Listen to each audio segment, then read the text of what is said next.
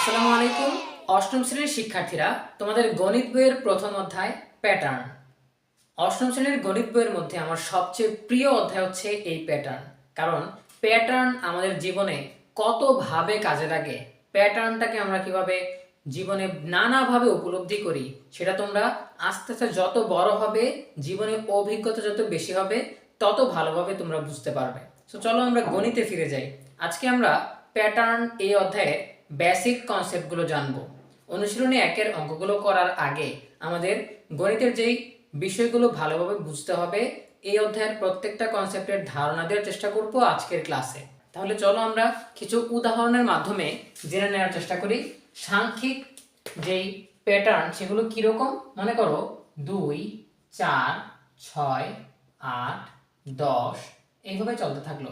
এখন এই সংখ্যাগুলোর মধ্যে তুমি কি কোনো প্যাটার্ন খুঁজে পাচ্ছ? অবশ্যই খুঁজে পাচ্ছ, কারণ হচ্ছে এটা হচ্ছে ক্রমিক জোড় সংখ্যার একটা ধারা। এই প্যাটার্নে চলতে থাকে। 2 এর পরে এক ঘর বাদ দিয়ে 4, এক ঘর বাদ দিয়ে 6, এভাবে এক ঘর বাদ দিয়ে দিয়ে সংখ্যাগুলো আসতেছে। এরপর আমরা আরেকটা উদাহরণ দেখার চেষ্টা করি, যেমন 5, 10, 15, 20, 25 এইভাবে চলতে থাকলো। তাহলে এই সংখ্যাগুলোর মধ্যে তুমি কি কোনো প্যাটার্ন খুঁজে পাচ্ছ?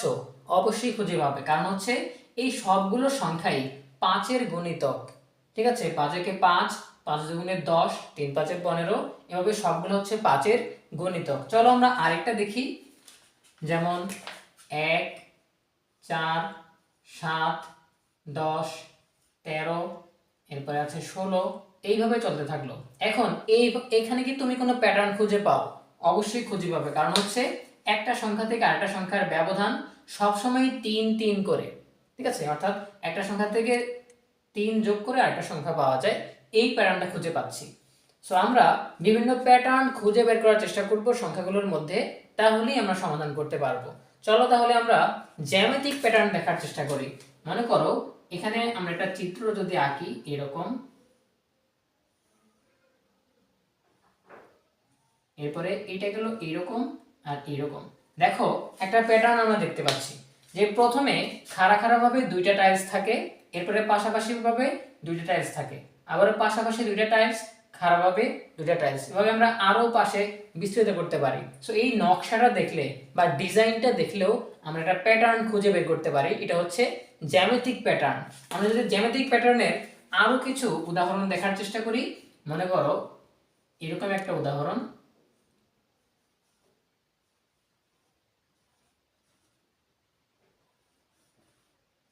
এইখানে তোমরা একটা বিষয় লক্ষ্য করবে, দেখো আমরা এইটুকুই যদি আঁকি, দেখো এইখানে আমরা দেখতে পাচ্ছি যে উপরের দুইটা সংখ্যা যোগ করলে মাঝখানে যোগফলটা পাওয়া যায়, আর সব সময় পাশের সবগুলো এক এক চলতে থাকে। আমরা যদি আরো একটা দেখি তাহলে খুব ভালোভাবে বুঝতে পারবে। দেখো এখানে হচ্ছে 3, এখানে হচ্ছে 3, আর পাশের গুলো সবসময় এক হবে। তো দেখো দুই পাশে এক এক করে যেতে থাকবে, আর একে আর একে যোগ করলে 2, আবার এই একে আর 2 যোগ করলে 3, 2 আর একে যোগ করলে 3, আর দুই পাশের গুলো এক এক চলতে থাকবে। ঠিক আছে, এটাও কিন্তু একটা প্যাটার্ন আমরা খুঁজে পাচ্ছি। আবার দেখো একদম সাধারণ কিছু প্যাটার্ন, যেমন আমরা এখানে যদি আরেকটা নকশা আঁকার চেষ্টা করি, মনে করো নকশাটা এরকম, একটার মধ্যে গোল বৃত্ত, আরেকটার মধ্যে হচ্ছে গোল বৃত্তের চারপাশে একটা বৃত্ত, একটার মধ্যে এইভাবে যদি চলতে থাকে, তাহলে এটাও কিন্তু একটা প্যাটার্ন যে প্রথম যে আয়তক্ষেত্র সেটার মধ্যে একটা বিন্দু পাওয়া যাচ্ছে, পরের আয়তক্ষেত্রের মধ্যে আমরা বিন্দুর চারপাশে একটা বৃত্ত পাচ্ছি। ঠিক আছে, সো এরকম বিভিন্ন সাংখ্যিক প্যাটার্ন এবং জ্যামিতিক প্যাটার্ন তোমরা আশেপাশে অনেক দেখতে পাবে। ঠিক আছে, আচ্ছা এরপরে আমরা চলে যাব পরবর্তী টপিকে। পরবর্তী টপিক এখানে আছে মৌলিক সংখ্যার নির্ণয়। মৌলিক সংখ্যা নির্ণয় করার জন্য খুব সুন্দর একটি পদ্ধতি এখানে দেয়া আছে, সেটা হচ্ছে ইরাটোস্থেনিস ছাঁকনি। এই ইরাটোস্থেনিস ছাঁকনির সাহায্যে মৌলিক সংখ্যা নির্ণয় করার জন্য আমরা পিছনে 1 থেকে 100 পর্যন্ত সংখ্যাগুলো লিখে নিয়েছি। কিভাবে এটা করতে হয় তোমরা জানো যে 1 হচ্ছে মৌলিক সংখ্যাও নয়, যৌগিক সংখ্যাও নয়, মধ্যবর্তী একটি সংখ্যা। সো এটাকে আমরা প্রথমেই বাদ দিলাম। এরপরে তোমরা জানো যে 2 একটি মৌলিক সংখ্যা। সো 2 মৌলিক সংখ্যা ধরে 2 এর সকল গুণিতকগুলো আমরা বাদ দিয়ে দিব, তাহলে সকল জোড় সংখ্যাই 2 দ্বারা বিভাজ্য, তাহলে সবগুলো জোড় সংখ্যাই 2 এর গুণিতক। তাহলে 4, 6, 8, 10 এভাবে সকল জোড় সংখ্যাগুলো আমরা প্রথমেই বাদ দিয়ে দিচ্ছি। 2 এর গুণিতকগুলো বাদ দেওয়ার পর আমরা দেখতে পাচ্ছি যে 3 রয়ে গেছে, তার মানে 3 একটা মৌলিক সংখ্যা। তাহলে 3 কে মৌলিক সংখ্যা ধরে 3 এর যত গুণিতক আছে সেগুলোকে আমরা বাদ দিব। তাহলে 3, 6, 9, 12, 15, 18, 21, 24, 27, 30, 33, 36, 39, 42, 45, 48, 51, 54, 57, 60, 63, 66, 69, 72, 75, 78, 81, এরপর 84, 87, এরপরে আছে 90, এরপরে 93, 96, 99। আমরা 3 এর গুণিতকগুলো বাদ দিয়ে দিলাম। এরপর আমরা দেখতে পাচ্ছি যে 5 রয়ে গেছে, তার মানে 5 একটি মৌলিক সংখ্যা। এবার আমরা 5 এর গুণিতকগুলো বাদ দিব। তাহলে 5, 10, 15, 20, 25, 30, 35, 40, 45, 50, 55, 60, 65, 70, 75, 80, 85, 90, 95, 100 এগুলো বাদ দিলাম। এবারে আমরা দেখতে পাচ্ছি যে 7 মৌলিক সংখ্যা হিসেবে রয়ে গেছে। এবার আমরা 7 এগুলো বাদ দিব। তাহলে 7, 14, 3 7 21, 4 7 28, 5 7 35, 6 7 42, 7 7 49, 7 8 56, 7 9 63, এরপর 7 10 70, 7 11 আছে 77, এরপরে আছে 84, এরপরে আছে 91, এরপরে একটা বাদ গেছে। তাহলে এগুলোই। এখন দেখতে পাচ্ছ যে আমরা যদি 1 থেকে 10 পর্যন্ত আসি তাহলে আমাদের 10 পর্যন্ত গুণের নামটা পড়লেই 100 পর্যন্ত চলে আসে। তাহলে 10 পর্যন্ত যদি আমরা গুণিতকগুলো বাদ দিই তাহলে হয়ে যাবে। তো দেখো প্রথমে আমরা 2 এর গুণিতক বাদ দিয়েছি, 3 এর গুণিতক বাদ দিয়েছি, 4 যৌগিক সংখ্যা হিসেবে আগেই কাটা গেছে। এরপর 5 এর গুণিতক বাদ দিয়েছি, 6 যৌগিক সংখ্যা হিসেবে কাটা গেছে, 8 কাটা গেছে, 9 কাটা গেছে, 10 কাটা গেছে। তাহলে 7 পর্যন্ত গুণিতক নিলেই আমাদের ইরাটোস্থেনিস ছাঁকনির সাহায্যে মৌলিক সংখ্যা নির্ণয় করা হয়ে যাবে। দেখতে পাচ্ছ যে এখন ঘরে যেই যেই সংখ্যাগুলো বাকি আছে ক্রস ছাড়া সেগুলোই হচ্ছে 1 থেকে 100 পর্যন্ত মৌলিক সংখ্যা। এবারে আমরা পরবর্তী টপিকে চলে যাই। পরবর্তী টপিকে বলা হয়েছে সংখ্যা শ্রেণীর নির্দিষ্ট সংখ্যা নির্ণয়। এক্ষেত্রে কয়েকটা উদাহরণ দেওয়া আছে, সেগুলো আমরা পরের ক্লাসে শিখব। এখন এখানে কাজে একটা খুব গুরুত্বপূর্ণ বিষয় দেওয়া আছে, সেটা হচ্ছে ফিবোনাক্কি সংখ্যা। ফিবোনাক্কি সংখ্যা কি চলো আমরা জেনে নিই। দেখো সংখ্যার ধারাটা বা ক্রমটা হচ্ছে এরকম: 0 1 1 2 3 5 8 13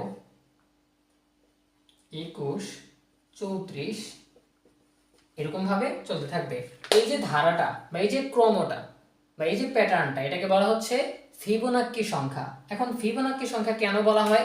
আচ্ছা দেখো, প্রথমেই 0 আর 1 কে নেওয়া হয়েছে স্বাভাবিক ক্রমিক সংখ্যা হিসেবে, যে 0 থেকে শুরু হয় 0 1। আচ্ছা এবারে দেখো এই 0 আর 1 যোগ করলে পাওয়া যায় 1, আবার এই 1 আর 1 যোগ করলে পাওয়া যায় 2, আবার এই 1 আর 2 যোগ করলে পাওয়া যায় 3, আবার 2 আর 3 কে যোগ করলে পাওয়া যায় 5, আবার 3 আর 5 কে যোগ করলে পাওয়া যায় 8, 5 আর 3 কে যোগ করলে পাওয়া যায় 13। অর্থাৎ প্রত্যেকটা ক্রমিক সংখ্যার মধ্যে আগে দুটাকে সংখ্যাকে যোগ করলে পরবর্তী সংখ্যা পাওয়া যায়।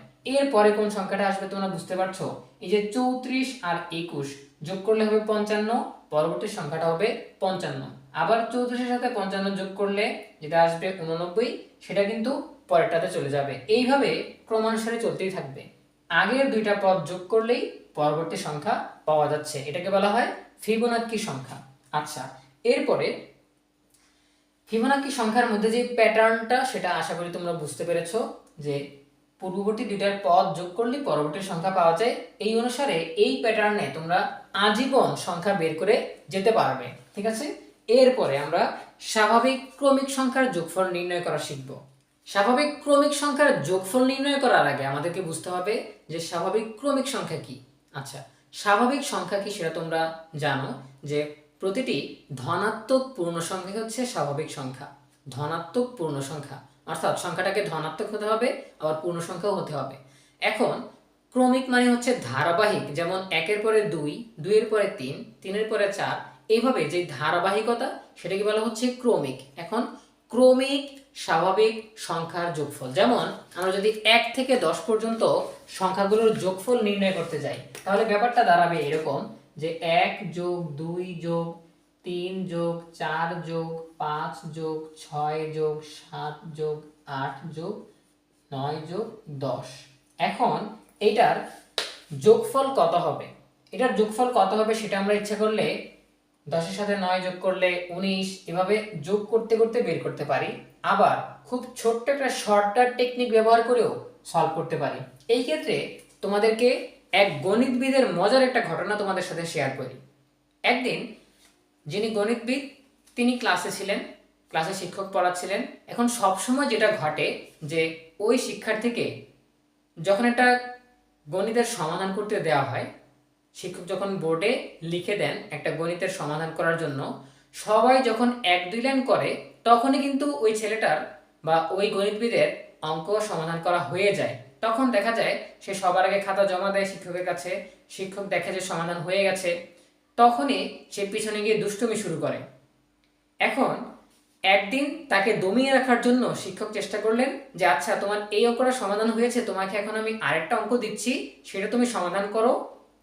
শিক্ষার্থীকে গণিতে ব্যস্ত রাখার জন্যই শিক্ষক এই কাজটা করেছিলেন। তিনি বলেছিলেন যে 1 থেকে 100 পর্যন্ত সংখ্যাগুলোর যোগফল নির্ণয় করে নিয়ে আসো। তখন এই গণিতবিদ যে চালাকিটা করেছিলেন সেই চালাকিটাই আজকে আমরা শিখব। তাহলে চলো শুরু করি। এখন দেখো, এখানে 1 থেকে 10 পর্যন্ত সংখ্যাগুলোর আমরা যোগফল নির্ণয় করব। একটা বিষয় খেয়াল রাখো তো, এই যে প্রথম পদ আর এই যে শেষ পদ যোগ করলে কত হয়? 1 যোগ 10, তাই না? আচ্ছা, আবার দেখো এই 2 আর 9 যোগ করলে কত হয়? 2 যোগ 9। আবার এই 3 আর 8 যোগ করলে কত হয়? 3 যোগ 8। আবার এই 4 আর 7 যোগ করলে কত হয়? 4 যোগ 7। আবার এই 5 আর 6 যোগ করলে কত হয়? 5 যোগ 6। আচ্ছা দেখো তো, প্রত্যেকটা জোড়ায় কত হচ্ছে? 10 আর 1 11, 2 আর 9 11, 3 আর 8 11, 4 আর 7 11, 5 আর 6 11। তার মানে আমরা যদি ক্রমিক সংখ্যাগুলোর যোগ করি সেক্ষেত্রে প্রথম পদ আর শেষ পদ, প্রথম পদের পরের পদ আর শেষ পদের আগের পদ, এভাবে ক্রমান্বয়ে দুই পাশ থেকে চেপে আসলে সবগুলো জোড়া যোগ করলে একই রকম রেজাল্ট আসে। তাহলে আমরা এখান থেকে কি লিখতে পারি? এখান থেকে লিখতে পারি যে 11 গুণ হচ্ছে, জোড়া আছে কয়টা? 1 2 3 4 5, 5টা জোড়া আছে। তাহলে আমরা 5 11 55 পেয়ে যাচ্ছি খুব সহজেই। তার মানে 1 থেকে 10 পর্যন্ত সংখ্যাগুলো যোগ করলে 55 পাওয়া যাবে। এখন সেই শর্ট টেকনিকটা কি? শর্ট টেকনিকটা হচ্ছে যে এখান থেকে আমরা একটা সূত্র বের করে ফেলতে পারি বাংলায়। সেই সূত্রটা কি? যোগফল। যোগফল সমান সমান আমরা কি করেছি? প্রথম পদ আর শেষের পদ আমরা কি করেছি? যোগ করেছি। তাহলে প্রথম পদ যোগ শেষ পদ আমরা যোগ করেছি। যোগ করার পর আমরা কি দিয়ে গুণ করেছি? 5 দিয়ে। এই 5 আমরা কোথায় পেয়েছি? এই 5 আমরা পেয়েছি 5টা জোড়া আছে।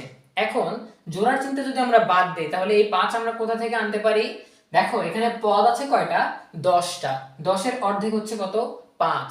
তাহলে আমরা পদ সংখ্যাকে গুণ করছি, পদ সংখ্যা হচ্ছে 10টি। এখন আমরা নিয়েছি 5, তাহলে পদ সংখ্যার অর্ধেক নিয়েছি, কারণ জোড়া করে নিয়েছিলাম, তাহলে সেই 2 দিয়ে আমরা ভাগ করে দিব। তাহলে এই সহজ সূত্রটি অ্যাপ্লাই করে আমাদের গণিতবিদ খুব সহজেই সমাধান করে ফেলেছিলেন। তিনি জানতেন যে 1 থেকে 100 পর্যন্ত যদি আমি যোগ করতে চাই তাহলে আমি 1 যোগ 100 সমান সমান কত পাবো? 101। 2 যোগ 99 101, 3 যোগ 98 101, সবগুলো 101 পাবো। তাহলে আমি কি করতে পারি যে কতটা জোড়া হবে 1 থেকে 100 পর্যন্ত? সংখ্যা হচ্ছে 100টা, এর অর্ধেক হচ্ছে 50, তাহলে 50টা জোড়া পাবো। ঠিক আছে, তাহলে তিনি খুব সহজেই এটা সমাধান করে ফেলতে পেরেছিলেন। তাহলে এই সূত্র আমরা পেয়ে গেলাম এই শর্টকাট টেকনিক থেকে, যে আমরা যদি যে কোনো সংখ্যার যোগফল নির্ণয় করতে যাই, ক্রমিক স্বাভাবিক সংখ্যার যোগফল নির্ণয়ের সূত্র হচ্ছে এটা, যে প্রথম পদের সাথে শেষ পদ যোগ করব, সেটার সাথে গুণ করব পদ সংখ্যা, অর্থাৎ কয়টা সংখ্যা আছে এখানে। এরপরে আমরা 2 দিয়ে ভাগ করে দিব, কারণ আমরা পদ সংখ্যার অর্ধেক নিয়ে গুণ করেছি, কারণ জোড়া জোড়া করে নিয়েছিলাম। আচ্ছা, তাহলে এই টেকনিক ব্যবহার করে আমরা স্বাভাবিক ক্রমিক সংখ্যার যোগফল নির্ণয় করতে পারবো, সেটা 1 থেকে 10 পর্যন্ত হোক, কিংবা 21 থেকে 30 পর্যন্ত হোক, কিংবা 51 থেকে 100 পর্যন্ত হোক, যেই সংখ্যক হোক না কেন, প্রথম পদ আর শেষ পদ জানা থাকলে, আর কয়টা পদ আছে সেটা জানা থাকলে, এই সূত্র অ্যাপ্লাই করে খুব সহজেই শর্টকাট টেকনিকে বা দ্রুত সময়ের মধ্যেই যোগফল নির্ণয় করা যাবে। এরপরে আমরা আরো একটা ইন্টারেস্টিং বিষয় জানবো, সেটা হচ্ছে প্রথম 10টি বিজোড় সংখ্যার যোগফল।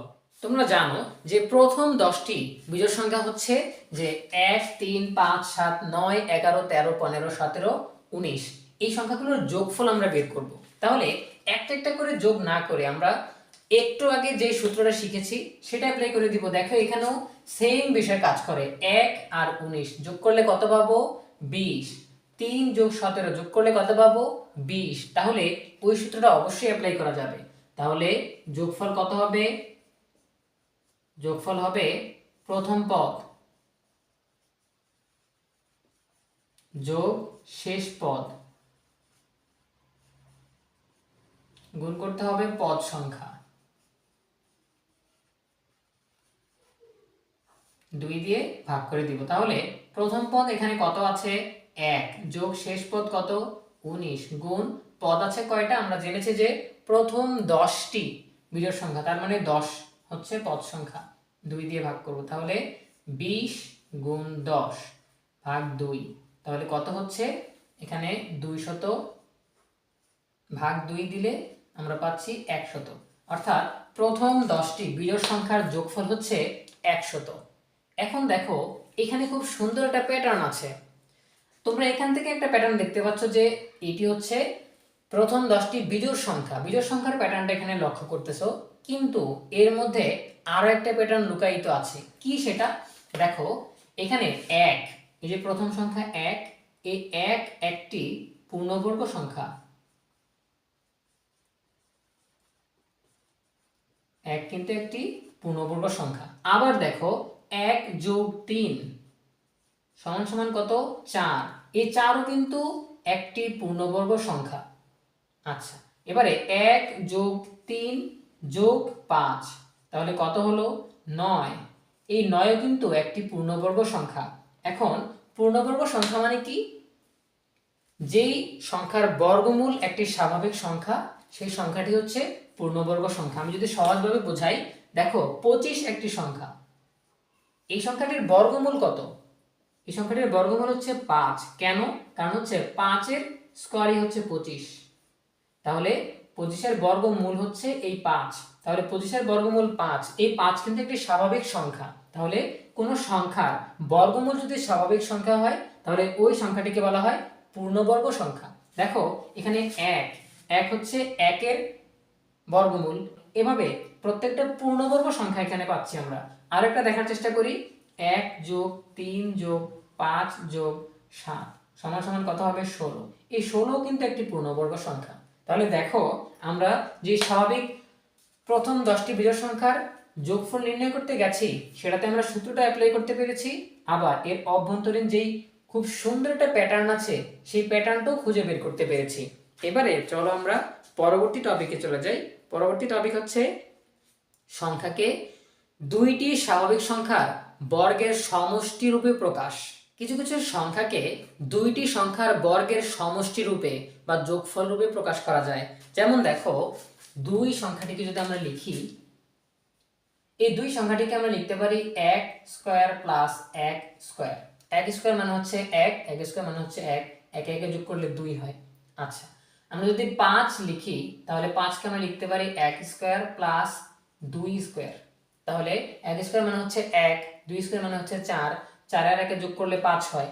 এভাবে বিভিন্ন সংখ্যা আছে যেগুলোকে দুইটা সংখ্যার বর্গের সমষ্টি রূপে, দুইটা সংখ্যার বর্গের সমষ্টি রূপে বা যোগফল রূপে প্রকাশ করা যায়। দেখো এক্ষেত্রে আর একটা বিষয় আছে, এই যে 5কে আমরা একটা ভাবে প্রকাশ করলাম, কিছু কিছু সংখ্যা আছে যেগুলোকে একাধিক উপায়ে বা একাধিক সংখ্যার যোগফলের সমষ্টি রূপে প্রকাশ করা যাবে। যেমন আমরা উদাহরণ হিসেবে বলতে পারি যে 50, এই সংখ্যাটিকে আমরা লিখতে পারি 1 স্কয়ার প্লাস 7 স্কয়ার, 7 7 49 আর হচ্ছে 1 50। এই 50কে আমরা আরো দুটি সংখ্যার সমষ্টি রূপে প্রকাশ করতে পারি, যেমন 5 স্কয়ার প্লাস 5 স্কয়ার। 5 এর উপরে স্কয়ার দিলে আমরা পাচ্ছি 5 5 25, তাহলে 25 যোগ 25 50। এভাবে এক বা একাধিক উপায়ে বিভিন্ন সংখ্যাকে দুটি সংখ্যার বর্গের সমষ্টি রূপে প্রকাশ করা যায়। এটাও কিন্তু একটা প্যাটার্ন, সংখ্যার মধ্যে খুঁজলে অনেক প্যাটার্ন খুঁজে বের করা যাবে। এই অধ্যায়ে বা তোমাদের বইতে খুব কম সংখ্যক প্যাটার্নই দেখানো হয়েছে, আরো অনেক জানা অজানা প্যাটার্ন রয়েছে এই সংখ্যার মধ্যে। তাহলে চলো আমরা এখন ম্যাজিক বর্গ গঠন করব। সো এইখানে তোমরা দেখতে পাচ্ছ যে 3 ক্রমের ম্যাজিক বর্গ আর 4 ক্রমের ম্যাজিক বর্গ দেয়া আছে। 3 ক্রমের ম্যাজিক বর্গ মানে কি, এখানে দৈর্ঘ্য 3 প্রস্থ 3। 4 ক্রমের মানে কি, এখানে দৈর্ঘ্য 4 প্রস্থ 4, অর্থাৎ দৈর্ঘ্য বরাবর 4টা ঘর আছে, প্রস্থ বরাবর 4টা ঘর আছে।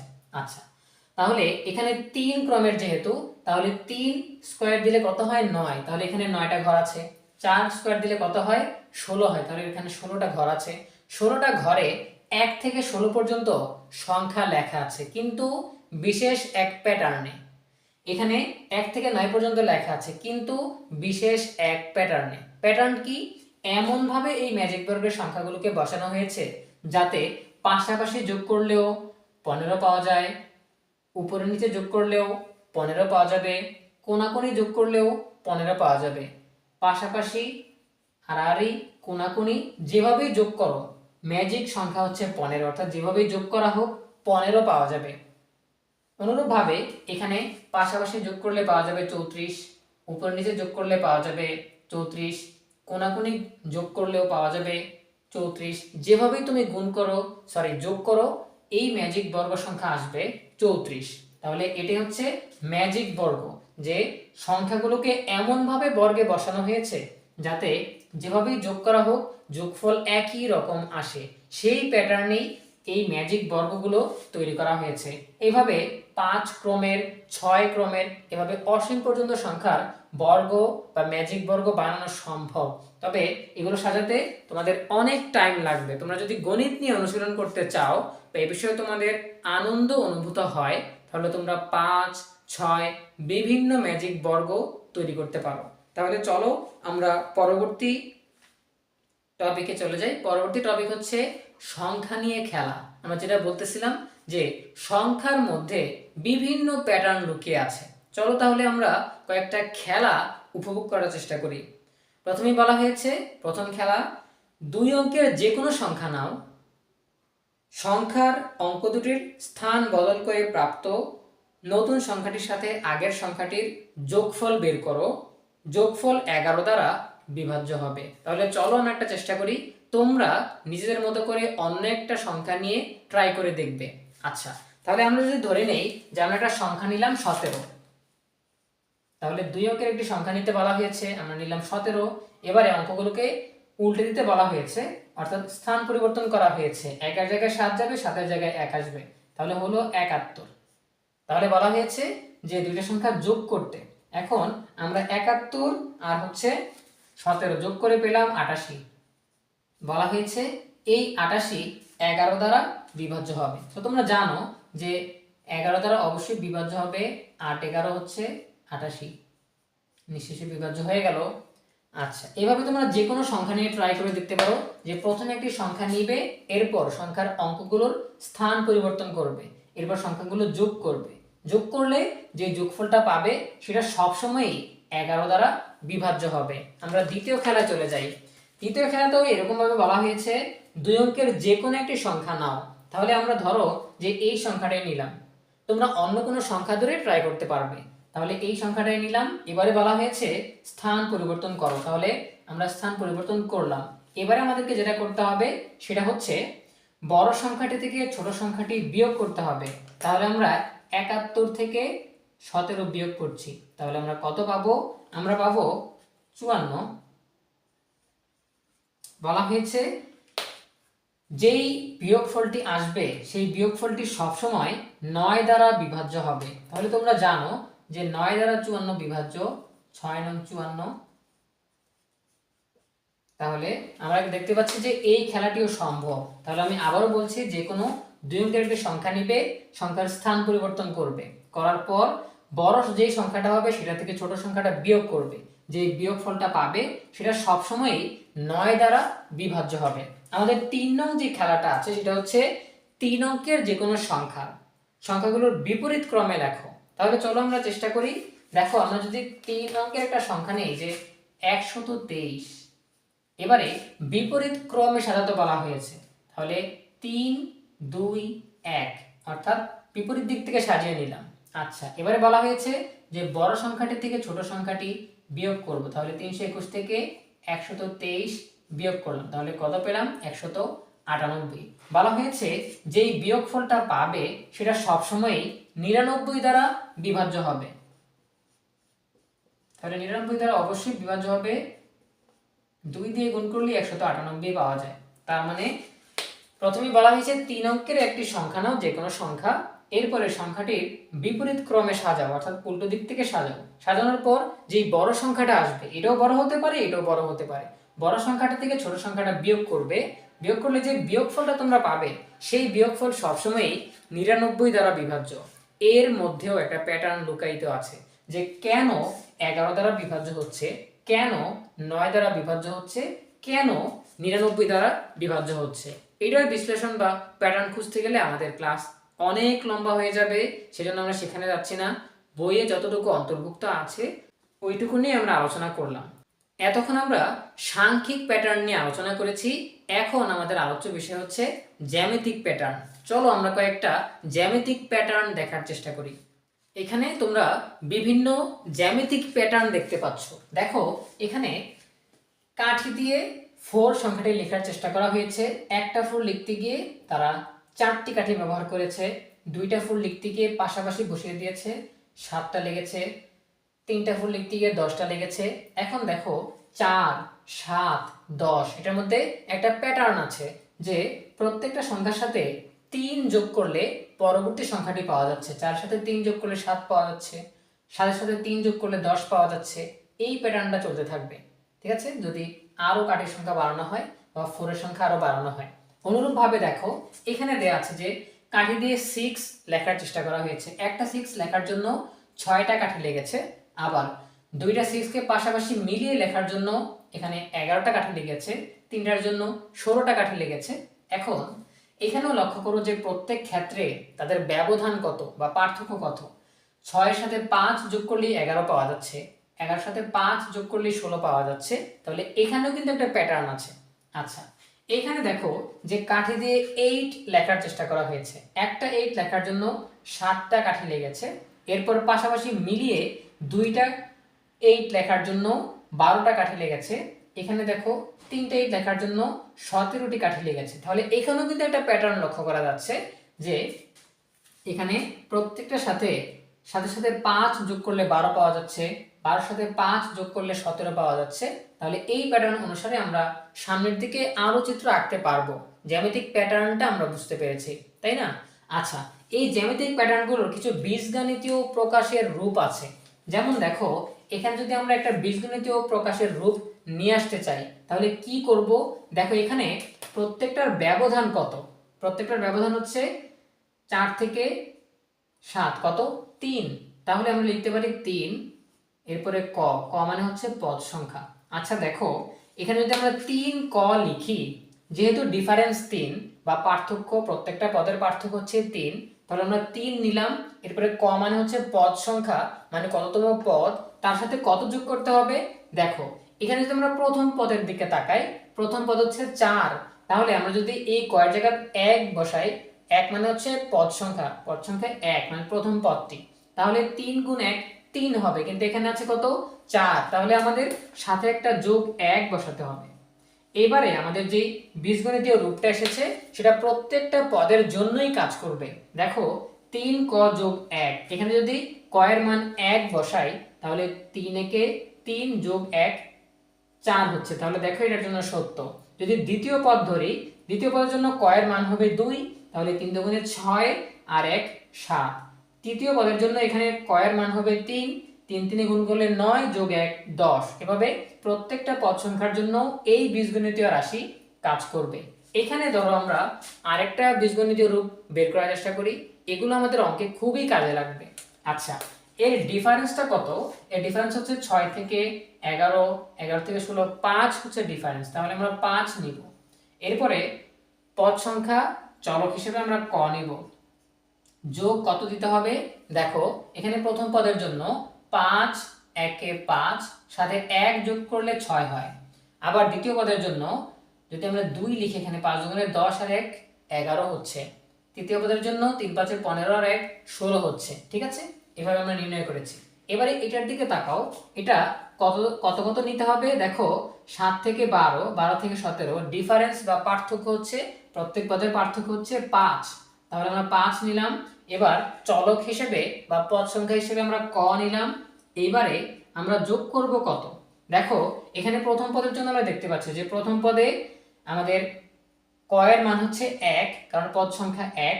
তাহলে কততম পদ? প্রথম পদ বা 1তম পদ। তাহলে আমরা ক এর মান 1 নিছি, তাহলে 5 একে 5, আরো কত লাগবে? 2 লাগবে। তাহলে এটার বীজগণিতীয় রূপ হচ্ছে 5ক যোগ 2। দেখো দ্বিতীয় পদের ক্ষেত্রে সেটা কাজ করছে কিনা।